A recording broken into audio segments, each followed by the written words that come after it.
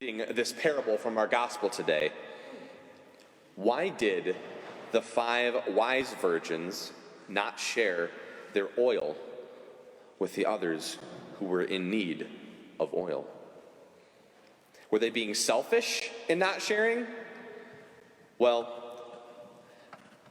as with most things, the answer lies from within. If we look at the parable in its entirety, it is clear that the message that Jesus is trying to convey is not about generosity, but rather the parable is one of eschatology, meaning the end times. Jesus is trying to teach us the importance of being prepared for the end of time, the time when he comes again in glory.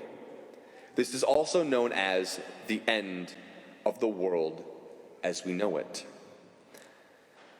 And when it comes to what we personally need for the end of the world, that cannot be borrowed, nor can it be given by someone else that we know. This must come from ourselves. I'll put it very simply, but also very bluntly. What is required for entrance into heaven cannot be loaned or given by another. It must be produced by oneself. So when the time comes, we can't ask another person to lend us some of their kindness. When the time comes, we can't ask someone to give us some of their virtues. When the time comes, we cannot ask someone to borrow some of their faith. We need those things on our own. During week number 6 of Arise this week, you will all talk about how to go and meet Jesus. What we do in this life matters. The decisions we make in this life matter. And how we treat other people in this life matters. Now, there is always an invitation to act within our Arise process from week to week. Have you taken those seriously? Have you acted in a way that prepares you for when Jesus comes?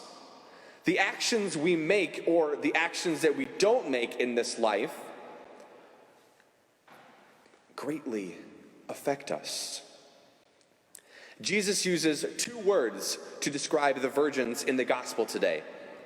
The first one is wise, and the second is foolish.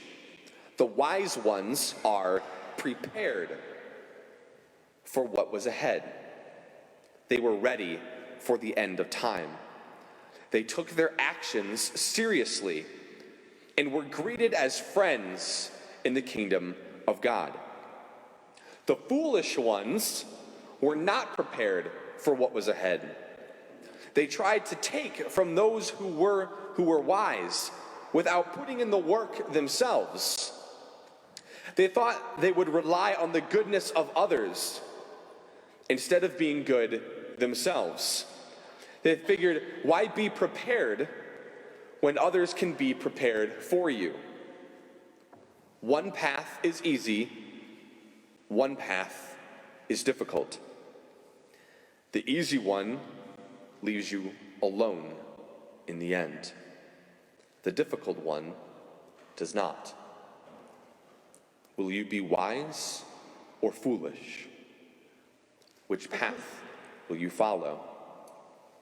Because it's up to you.